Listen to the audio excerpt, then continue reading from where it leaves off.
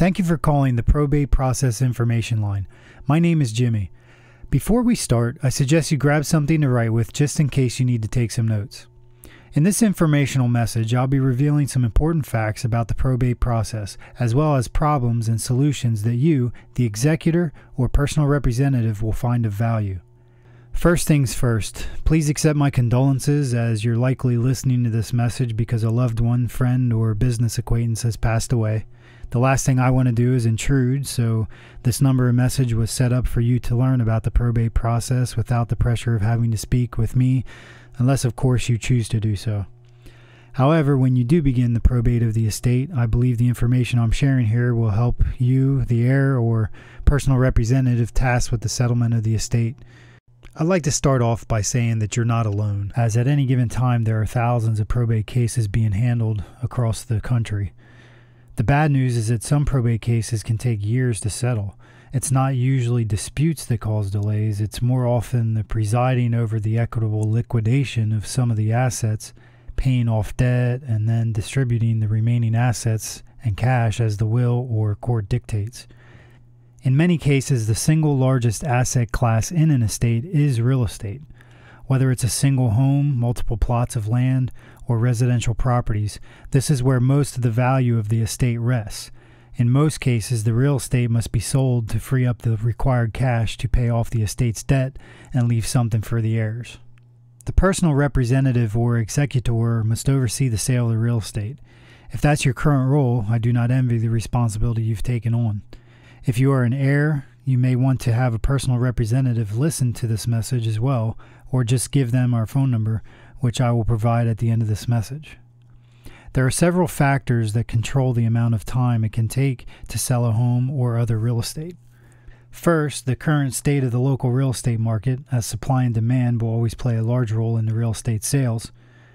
Second, the condition of the property is also a major factor. Sometimes properties in probate range from needing only minor cleaning all the way through needing major renovations and even complete teardown.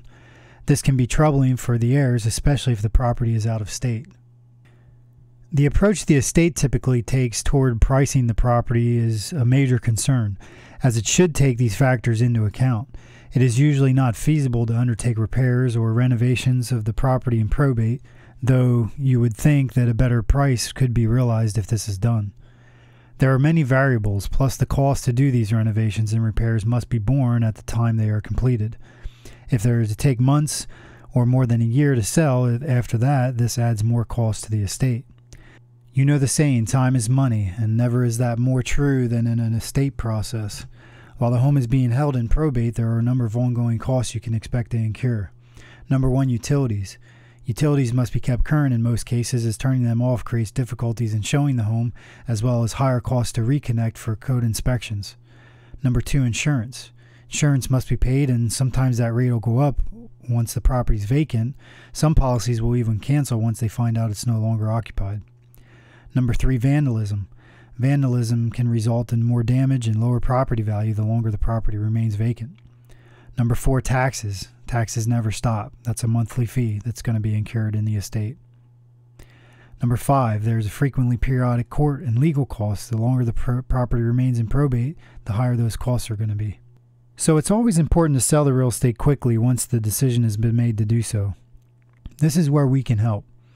First, we'll come to you with our experience as active investors in the local real estate market.